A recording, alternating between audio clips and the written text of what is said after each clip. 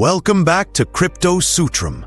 Today I've got an urgent and important update for you about the growing conflict in the Middle East, a situation that could change global politics, the markets, and security in a big way for years to come. Today, we're focusing on this. Trump still hasn't decided whether to join the war on Iran, while Khamenei is warning him not to attack. Let's break down this tense situation together, look at what's at stake, and see where all the key players stand based on the latest confirmed reports. At the center of this rapidly unfolding crisis is President Trump's hesitation about getting the U.S. involved militarily. Speaking to reporters from the White House lawn, Trump said, and I'm quoting him here, "I may do it, I may not do it. I mean, nobody knows what I'm going to do." That really sums up the uncertainty about whether or not the U.S. will step into what's now become Israel's full-on military campaign against Iran. At the same time, Iran's supreme leader, Ayatollah Ali Khamenei, gave a serious warning. In his first statement since the war started last Friday, he said, "Israel has made a huge mistake by launching this war." He also warned the United States that any U.S. military intervention will undoubtedly be accompanied by irreparable damage. Tehran isn't taking any of this lightly. U.S. intelligence, as reported by the New York Times, says Iran is getting its missiles and other equipment ready to strike American bases in the region if Washington decides to step in militarily. In response, the U.S. is on the move. It's shifting air tankers to Spain and Greece so they can refuel B-2 bombers during possible long-range missions.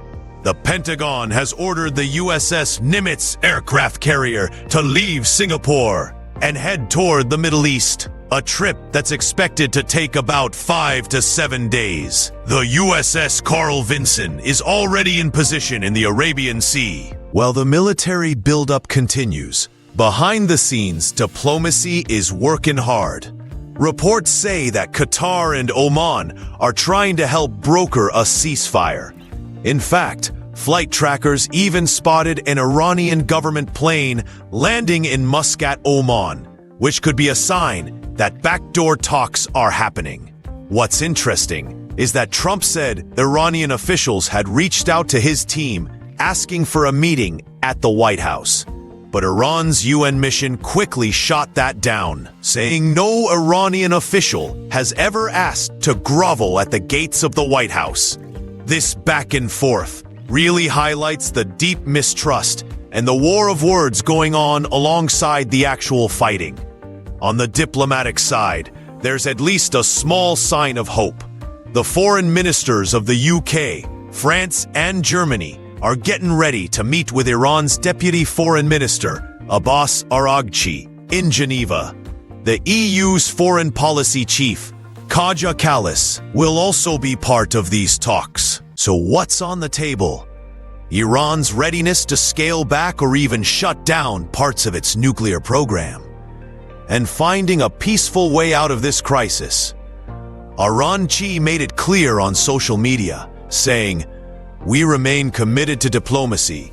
As before, we are serious and forward-looking in our outlook."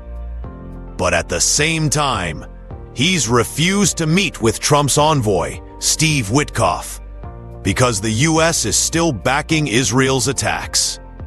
Let's take a closer look at one of the main military flashpoints, Iran's Fordo nuclear facility. This be a heavily protected site buried deep under a mountain near the city of Qom, and it become a top target. Israeli military officials and nuclear experts believe that while damage to other sites could be fixed in a few months, taking out Fordo would deal a serious, long-lasting blow to Iran's nuclear plans. And the only weapons that could actually hit Fordo? The U.S.'s most powerful bunker-buster bombs, and only B-2 bombers are able to carry the. Israel's national security advisor, Tzachi Hanegbi, put it bluntly, "This war will not end without damaging Fordo. If the U.S. doesn't step in to help, Israel might try a dangerous ground mission, or go after key parts that keep Fordo running, like its power supply. Israel says its military campaign is purely defensive, focused on taking apart Iran's nuclear program.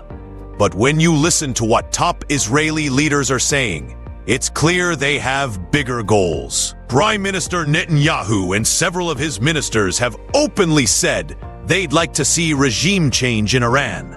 Israel's defense minister, Israel Katz, made a bold statement. A tornado is sweeping through Tehran. Symbols of power are being bombed and collapsing. This is how dictatorships collapse. This shows that Israel's campaign isn't only about stopping Iran's nuclear program. It's also about hitting symbols of power and sending a message to shake Iran's leadership. The growing violence has worried countries around the world. Russian President Vladimir Putin has stepped in, offering to help mediate between Iran and Israel. One of his top diplomats also warned the US not to consider any speculative options for getting involved, adding even more complexity to the diplomatic situation. Now let's look at the human cost of this war. In Iran, at least 224 people have been reported dead so far, most of them civilians.